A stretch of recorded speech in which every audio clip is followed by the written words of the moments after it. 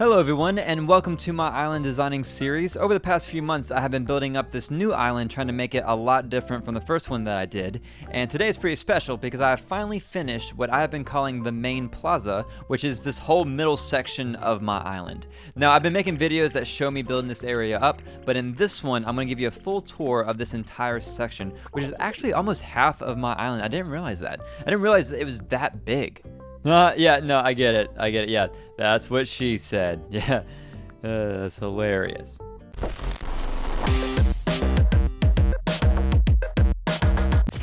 The original plan for this island was to build up the main plaza here, then build up the other side of the river, and then build up the back portion, and then call it a day because holy shit, that's a lot of Animal Crossing. But there were several areas of the plaza where I was just stuck with no ideas and couldn't get anything to work, so I moved on to other parts of the island, and that's why you see other things built up back there. If you were wondering, you probably weren't. Now, the main problem I had was with this damn entrance. I restarted the game 4 times to get the airport that is perfectly lined up with the residential services building, but I had no idea what to even do with it. I went back and forth for months until about a week ago and finally figured it out. And here it is. Here's the entrance, guys. We did it. We made it happen. And now, is this the most amazing entrance ever? Yeah, it is. No, I'm kidding, but I do love it because it checks off all the boxes. It's symmetrical, it has benches, bushes, and trees, and a beautiful centerpiece that is not a damn overused water fountain. Even though a water fountain would look pretty cool right here.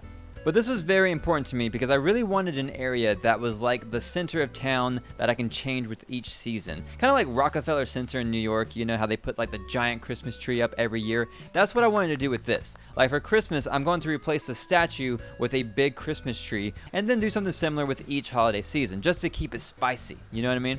Now, in the event that we don't get something to put in the center, I have these garden stands that I can put smaller items on. Like for Bunny Day, I could put eggs or something, or like for Halloween I could put jack-o'-lanterns, you know, stuff like that. And that's why I love this style of entrance so much, is because I have plenty of options when it comes to decorating. Alright, heading over to the right, I have a new post office that I built during one of my live streams, which I got a lot of help and input from you guys who are watching, so huge thanks for that. It really helps me out a lot because I would have never thought to put a post office here.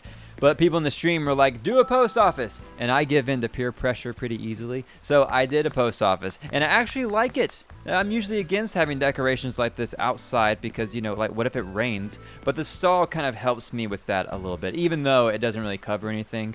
I don't know, I like it. It's cute, it's fine, it's a video game. Down here is a park that I thought would be really nice to have right by the beach, which I'm just realizing I didn't decorate any of the beaches. Oh God. I forgot to decorate the beaches. It's fine. It's fine. We just won't look at them. Oh, look at this nice park. Yeah. Who needs a beach when you have a park, right?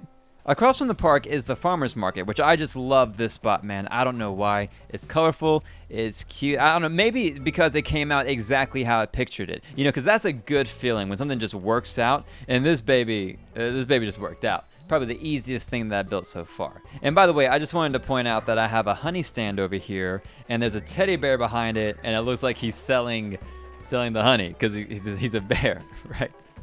Shut up, it's adorable.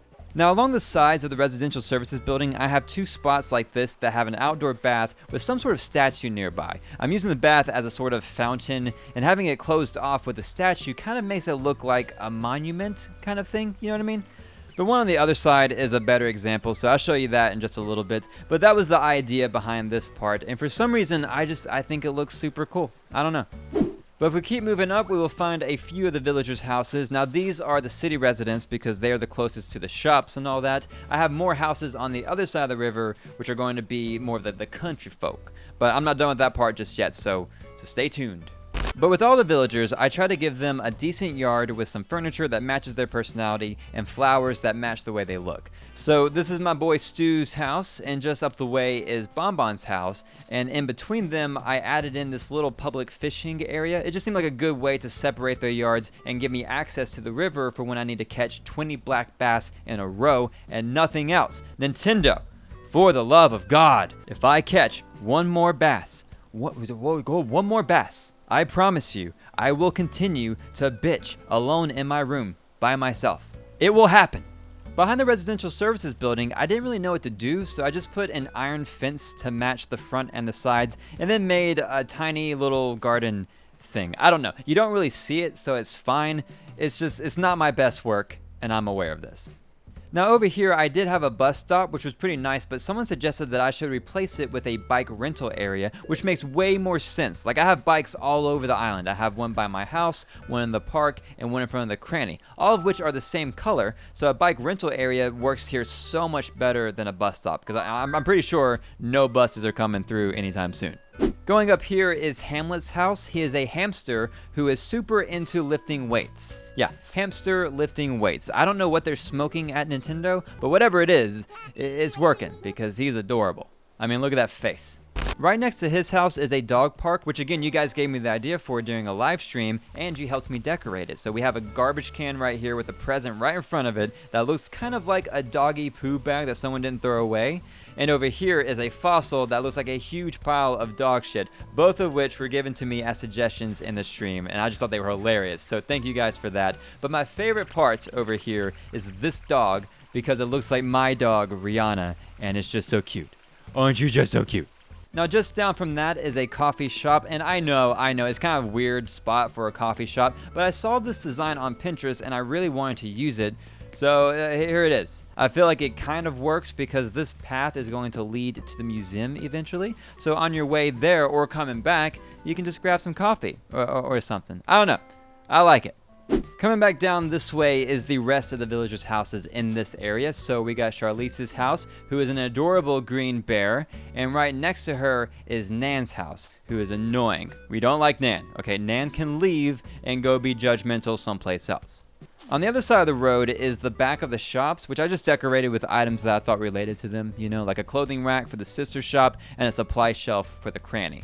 I do have a path right in the middle of them that leads to the front, just because I like having options to get around. Nothing annoys me more than being on an island that I have to walk all the way around just to get somewhere. So I have a lot of these like little cut-throughs for when I'm in a hurry and I'm just trying to get stuff done. But down here, we are back to the front of the island, which is where the shops are. Now, I'm not crazy about the sister shop. I mean, it's all right for now. I just think there's room for improvement. I just don't know what yet. However, I do really like the way Nook's Cranny came out. It has just the right amount of clutter and trees around it, and I absolutely love this bike flower cart thing. Huge shout out to my friend Wilma who gave me this idea. She has a channel where she posts videos of her island, which I will have in the description. You guys should totally go check her out. She has some amazing stuff on there. Oh, and by the way, this is the other monument fountain kind of thing I was talking about on this side of the island. You see it has the warrior statue just behind the fountain, and it looks more kind of put together than the other one. I don't know. I just like this little scenic spot. It just looks, I don't know. I like it. I can't explain why. And the last part I have to show you is this beach boardwalk. Now, the whole idea behind this island was to make it more residential and not so commercial or like touristy, but I wanted to have some sort of boardwalk, so I tried to make it look more local and also fitting for each season. Like, I didn't want to have it too summery for the fall seasons, you know, stuff like that. So the only thing that I put on here that was super beachy is the surf shop. But, you know, it's a beach boardwalk. You got to have a surf shop. But everything else can kind of work for the rest of the seasons. Like, I got a small cafe stand, a fishing stand over here because they gotta eat, the surf shop, and over here is a small music stand. I feel like most boardwalks have someone playing music and selling their merch, so that's what this is for. And again, yeah, I didn't really decorate the beaches, so that's my bad, but I will before the final tour. But that's it for the tour. I really hope y'all enjoyed it. If you have any questions, please let me know in the comments. I've started live streaming this series, so if you want to join in and help me come up with this stuff in real time, check me out on Twitch at twitch.tv/cordlessvii. But please give this video a like, and if you want to see more videos from me, consider subscribing and hitting the bell so you don't miss anything. But thanks again for watching, and I'll talk to you soon.